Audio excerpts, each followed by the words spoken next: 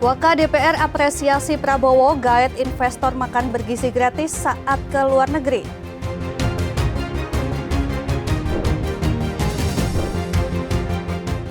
Remblong, truk tronton tabrak 8 kendaraan di Selipi.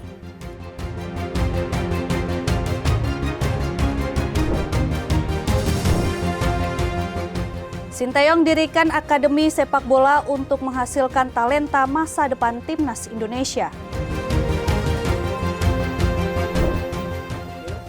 Selamat malam pemirsa setia Berita Nasional TV, program Berita Nasional Malam kembali menyapa Anda. Malam ini kami akan sajikan berita-berita terpanas dan terupdate dari dalam dan luar negeri. Mulai dari perkembangan politik, ekonomi, hingga isu sosial yang sedang hangat diperbincangkan. Bersama saya, Ajeng Tiara.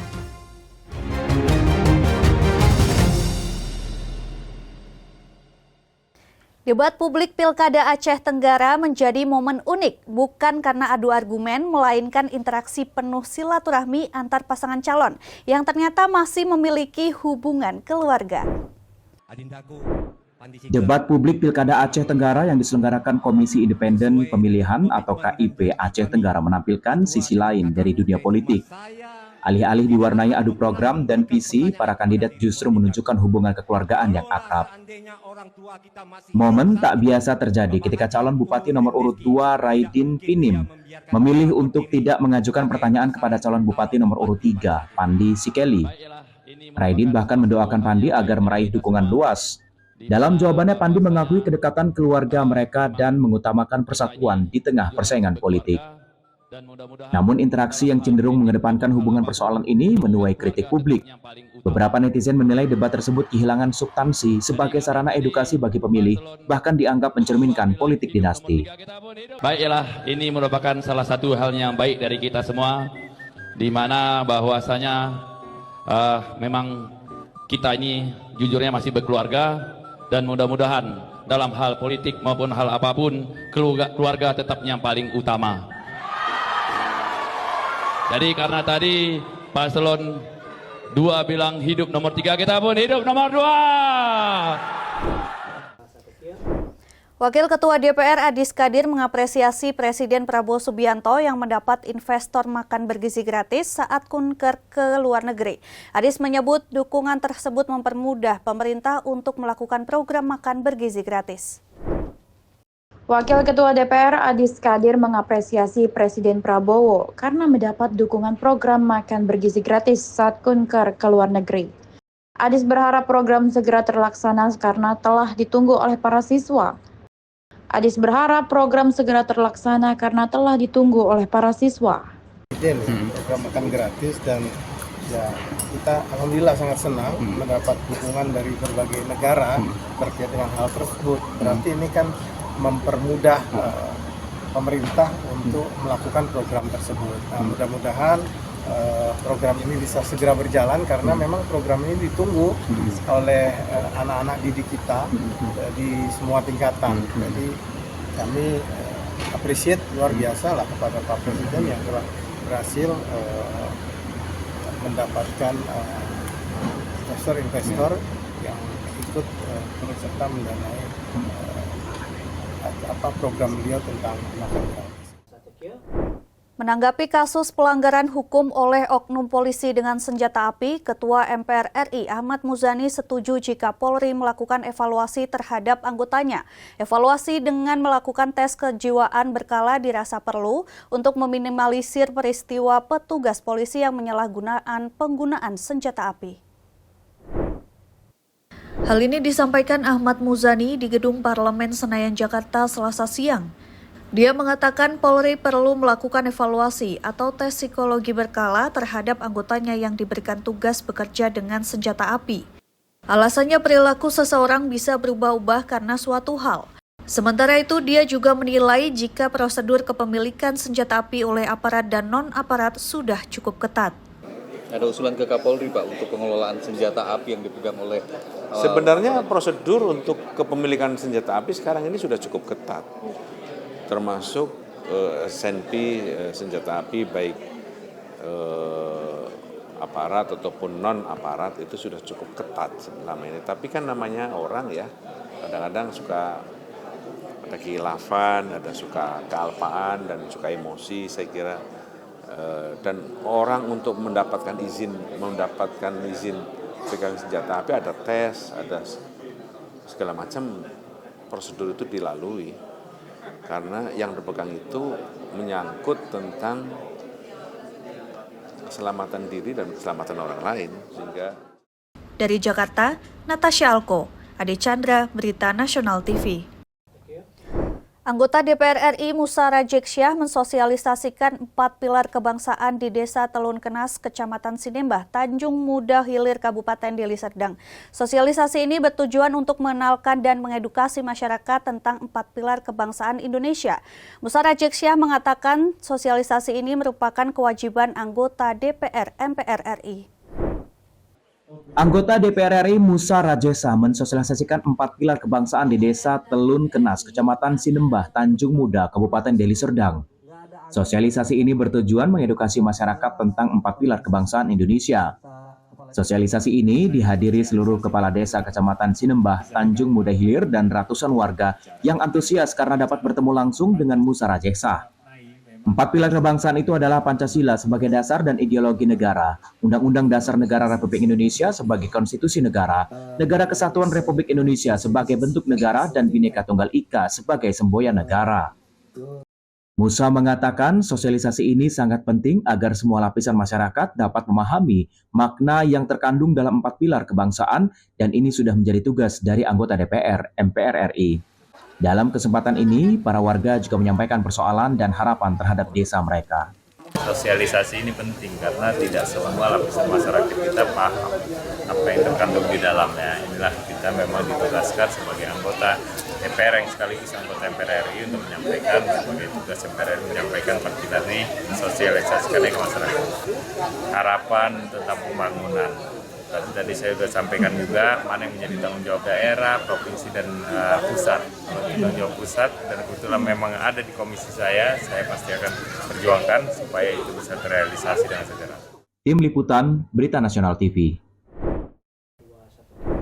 Dewan Perwakilan Daerah bakal lakukan advokasi dan meninjau langsung pembangunan Pantai Indah Kapuk II yang kini menjadi polemik di tengah masyarakat. Wakil Ketua DPD Yoris Raweye menyampaikan ingin melakukan advokasi dan meninjau pembangunan di PIK 2 saat dirinya menerima sejumlah kepala desa di kawasan PIK di Kompleks Parlemen Senayan, Jakarta Pusat. Yoris menyebut polemik ini hanya salah persepsi saja. Dirinya juga mengatakan aspirasi yang disampaikan Abdesi akan ditindaklanjuti olehnya. Menurutnya ada anggapan bahwa seluruh wilayah PIK 2 masuk ke dalam PSN. Padahal PSN yang di kawasan PIK 2 hanya seluas 1.620 hektar dan mayoritas lahannya merupakan hutan bakau yang awalnya merupakan lahan kosong milik Kementerian Lingkungan Hidup. Mendengar pengaduan ribut di media sosial tentang PSN ini, kemudian selaku Wakil Ketua DPD yang membidangi Kesra, kami coba mengumpulkan data. Kami minta semua, baik itu dari pariwisata, kemudian KLH, kemudian dari PIK, ya kan, dan Menko Perekonomian. Dari data-data yang masuk, kemudian kami mempelajari bahwa PSN ini kan sudah disalah tafsirkan oleh ada kelompok yang namakan Petisi 50. Seakan-akan PIK itu secara keseluruhan masuk ke PSN, kemudian dimanfaatkan oleh pengusaha ini untuk menekan rakyat. Itu yang muncul di sana. Ternyata ini sama sekali tidak ada. PSN itu hanya 1.620 hektar kalau nggak salah ya. Yang ini adalah hutan bakau. Kemudian daerah-daerah yang awalnya adalah milik dari KLH, Kementerian, yang kosong. Itu bukan ada penghuninya yang punya surat, tidak ada. Itu hanya lahan kosong, kemudian dijadikan empang oleh masyarakat. Informasi berita lainnya akan kami sajikan usai jeda berikut ini. Tetaplah bersama kami di Berita Nasional Malam.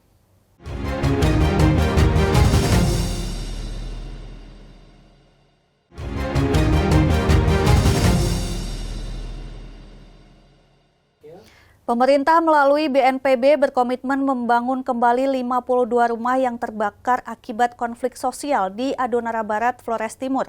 Pembangunan ditargetkan selesai menjelang Natal. Konflik antar kampung di Desa Buga 5 Adonara Barat telah menimbulkan kerugian yang sangat mendalam.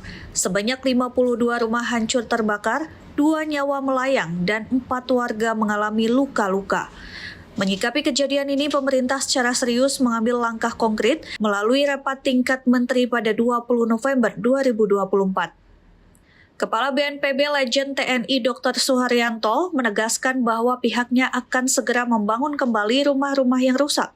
Konflik sosial ini ditetapkan sebagai kondisi keadaan tertentu yang memungkinkan BNPB memberikan bantuan pendanaan. Prioritas utama adalah menyelesaikan pembangunan rumah sebelum perayaan Natal, mengingat mayoritas warga adalah pemeluk agama Katolik. Menteri Koordinator PMK Pratikno menekankan pentingnya penyelesaian akar masalah. Pihaknya akan segera membahas penetapan batas wilayah, batas desa, dan status lahan bersama pemerintah Provinsi NTT untuk mencegah terulangnya konflik serupa di masa mendatang. Pemerintah berkomitmen hadir sebagai solusi bagi masyarakat terdampak. Selain pembangunan rumah, pemerintah juga akan memastikan ketersediaan logistik bagi 52 kepala keluarga yang saat ini mengungsi di rumah kerabat dan tetangga. Penyaluran logistik akan dilakukan bersamaan dengan pendistribusian bantuan untuk korban erupsi Gunung Lewotobi laki-laki, menunjukkan kepedulian pemerintah terhadap masyarakat yang mengalami musibah. Baik, terima kasih rekan-rekan media sekalian. Tidak lanjut apa yang disampaikan Pak Menko. Ini kan sudah dinyatakan konflik sosial ini menjadi kondisi keadaan tertentu. Jadi bisa dibiayai oleh BNPB berdasarkan rapat tingkat menteri oleh PMK dan dilanjutkan bersurat kepada Bapak Presiden. Sehingga BNPB luasa dari segi aturan regulasi untuk membantu masyarakat yang terdampak. Meskipun bukan bencana alam, tapi terjadi bencana sosial. Bocah kelas 3 SDN Jaya Mukti di Subang, Aro 9 tahun, wafat setelah 4,6 hari akibat dianiaya kakak kelasnya. Polisi pun telah turun tangan mendalami kasus ini. Kasus perundungan di Subang merenggut korban jiwa. Korban yang diketahui berinisial ARO 9 tahun wafat usai dapat perawatan terakhir dari Rumah Sakit Umum Daerah Ciireng. Korban sempat mengalami kondisi koma. Kalau dari sisi medis, dokter sudah menyatakan korban mati batang otak. Sebelumnya, ARO sempat mengeluh sakit perut dan muntah-muntah. Ia dianiaya kakak kelas berinisial M, D, dan O. Pihak kepolisian pun sudah berkoordinasi dengan rumah sakit untuk otopsi jenazah korban. Tim Liputan, Berita Nasional TV. Kecelakaan tragis terjadi di perempatan lampu lalu lintas Selipi, Jakarta Barat pada Selasa pagi. Sebuah truk tronton dengan remblong menabrak 8 kendaraan, menyebabkan 1 orang meninggal dunia. Kecelakaan maut terjadi di kawasan Selipi, Jakarta Barat, Selasa pagi. Sebuah truk tronton mengalami gangguan rem dan menabrak 8 kendaraan di perempatan lampu lalu lintas. Peristiwa ini mengakibatkan 1 orang meninggal dunia. Saat ini, polisi masih melakukan penanganan lebih lanjut di lokasi kejadian. Informasi ini pertama kali disampaikan melalui akun media sosial TMJ Polda Metro Jaya. Kecelakaan yang melibatkan beberapa kendaraan ini sempat membuat arus lalu lintas di kawasan tersebut terganggu. Petugas kepolisian pun mengimbau masyarakat untuk tetap berhati-hati dan mematuhi aturan lalu lintas. Hingga kini, polisi masih menyelidiki lebih dalam penyebab pasti kecelakaan. Pemerintah Nigeria berencana mengkonversi 1 juta kendaraan bermesin bensin menjadi bahan bakar gas CNG yang lebih murah dan bersih sebelum tahun 2027. Namun banyak warga yang sudah mengkonversi kendaraannya masih kesulitan memperoleh CNG karena terbatasnya jumlah stasiun pengisian gas. Kendaraan yang mengantre ratusan meter untuk mendapatkan bensin bukan hal yang aneh di Nigeria. Tapi yang ini berbeda. Di sini, para pengendara yang putus asa berharap mendapatkan gas CNG di salah satu dari beberapa pusat penyaluran CNG di Nigeria. Sejumlah warga, termasuk Yahaya Ibrahim, sudah mengantre di sini selama 5 hari. We draw blood for Katsina, then we come back. We think say the thing no go carry us reach where we come from. That's why we come here. If we take we go back to Obajana.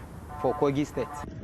Sopir taksi ini mengkonversi kendaraannya dari bensin ke gas 3 bulan lalu dan bisa menghemat biaya BBM hariannya sekitar 60%. Tapi menurutnya, perjuangan untuk mendapatkan gas CNG belakangan ini membuatnya frustrasi.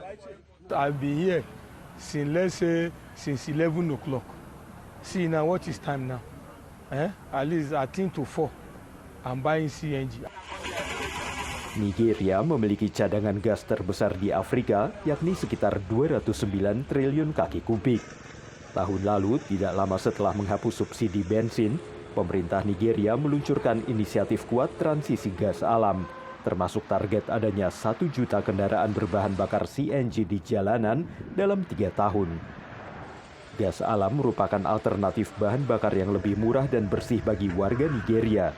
Tapi otoritas regulator Nigeria mengatakan hanya ada kurang dari 50 stasiun pengisian seperti ini untuk lebih dari 200 juta warga Nigeria yang mencoba beralih dari bahan bakar fosil yang mahal seperti bensin dan solar.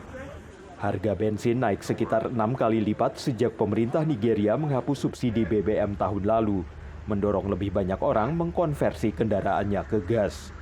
Saat ini ada sekitar 130 pusat konversi dan pihak berwenang menargetkan untuk membangun ratusan pusat konversi lagi di seluruh Nigeria sebelum tahun 2027. Banyak orang termasuk warga Abuja Omotayo James mengatakan itu tidak perlu jika CNG tidak tersedia. At least we should have like 7 points in Abuja that is working only on hand before you start conversing for conversion. This is a federal road. This is a road that leads to airport. I don't know how Asiwaju Bola Ahmed want to go to airport and they want to stop car and they are seeing people on the road like this. September lalu, pemerintah Nigeria mengumumkan rencana untuk mengumpulkan dana sebesar $250 juta sebelum tahun 2027 untuk mendukung pembangunan infrastruktur bahan bakar gas CNG. Menurut sejumlah pihak, intervensi seperti ini sangat dinantikan dan perlu segera terwujud. Dari Arlington, Virginia, saya Helmi Yohanes dan tim VOA. Dalam KTT Iklim COP29 di Baku, Azerbaijan, pemerintah Indonesia mempromosikan perdagangan karbon untuk merespons perubahan iklim. Pemerintah mengklaim cara ini efektif dan diminati negara-negara lain. Namun upaya ini dipertanyakan pengamat dan aktivis lingkungan. Simak laporan jurnalis VOA Rio Tuasikal berikut. Dalam KTT Iklim COP29 yang berjalan selama 2 pekan di Baku, Azerbaijan, perdagangan karbon menjadi salah satu fokus Indonesia. Dalam pembukaan Pavilion Indonesia, Utusan Khusus Energi dan Perubahan Iklim Hashim Joyo Hadikusumo mengatakan Indonesia punya ratusan juta ton kredit karbon untuk dijual. We also have verified 577 million tons of carbon that we want to present to the world. And the government, under the leadership of the Minister of Environment, Pak Hanif, is finalizing the assessment of a further 600 million tons of carbon, which we expect to offer to the world within the next few months. Di Azerbaijan, Indonesia mengantongi komitmen pembelian kredit karbon dari Norwegia dan Uni Emirat Arab. Dalam perdagangan karbon, sebuah negara atau perusahaan dapat membeli apa yang disebut sebagai kredit karbon untuk mengoffset atau mengkompensasi emisi yang dihasilkan negara atau perusahaan tersebut. Dan kredit karbon ini disediakan oleh negara-negara yang dianggap mampu menyerap karbon seperti Indonesia. Pemerintah Indonesia melihat perdagangan karbon sebagai salah satu cara untuk mencapai target pengurangan emisi. Namun perdagangan karbon tidak lepas dari kritik. Organisasi lingkungan WALHI menilai perdagangan karbon tidak mengatasi sumber masalah. Metode itu efektif untuk mengurangi emisi gas rumah kaca atau tidak gitu. Secara prinsipil metode perdagangan karbon ini tidak akan efektif mengurangi emisi gas rumah kaca karena masih emiter masih mengeluarkan emisinya dari sumbernya. Selain itu, perdagangan karbon juga masih diperdebatkan. Menurut pengamat dari Climate Policy Initiative atau CPI. Ini ada isu-isu kredibilitas, ada isu integritas. Ada juga istilahnya permanence ya. Apakah nanti setelah kita menjual karbon ini, kemudian kita langsung nebang hutannya gitu. Nah, itu kan jadi banyak pertanyaan-pertanyaan yang menyangkut dengan integritas si pengurangan emisi tersebut lah ya. Untuk membangun sistem yang baik, pemerintah mengatakan akan fokus pada transparansi, penghitungan pelaporan dan verifikasi atau MRV, dan menghindari hitung ganda. So by addressing these elements comprehensively, carbon unit can achieve high credibility, contributing effectively to climate mitigation goals. Namun pengamat mengingatkan, perdagangan karbon harus tetap diikuti pengurangan emisi yang sesungguhnya. Kalau hanya membeli carbon credits, kan mereka tetap beremisi nih. Cuman misalnya mereka beremisi 1 ton, beli 1 ton kredit dari Indonesia. 1 ton lagi beli 1 ton kredit dari Indonesia. Ya kapan mereka mengurangi emisi kan? Mereka tetap beremisi terus. Sementara COP29 sendiri ditutup dengan komitmen negara-negara kaya yang akhirnya menyetujui pembiayaan 300 miliar dolar AS bagi negara-negara berkembang. Namun angka ini dianggap terlalu kecil dibandingkan perkiraan sejumlah pengamat yang menaksir 1,3 triliun dolar per tahun. Dari Washington DC, Rio Tuasikal, VOA. Pemirsa, informasi tadi sekaligus mengakhiri jumpa kita. Demikian Berita Nasional Malam telah menemani Anda. Saya Ajeng Tiara beserta kru yang bertugas pamit undur diri. Selamat malam dan selamat beristirahat.